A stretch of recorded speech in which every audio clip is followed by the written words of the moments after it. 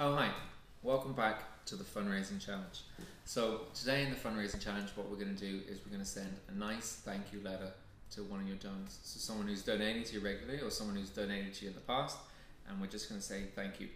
So it's surprising how many charities and not-for-profits don't actually follow up with a letter when someone chooses to make a donation, and I just think that's missing a really big opportunity.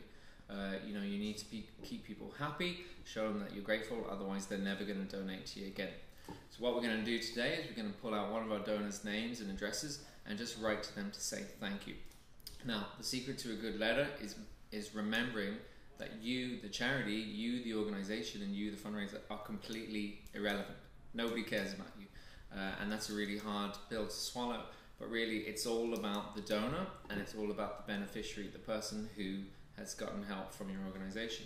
And that needs to be what your thank you letter is all about. It's about how the donor has helped this person, and you're really just the conduit in that. There should be no mention of you. It should always be you, the donor, and then talking about the stories of the beneficiaries and how the donor has helped them. So I want you to find this donor and write this letter and just simply gush thank you and tell them exactly what their gift has done.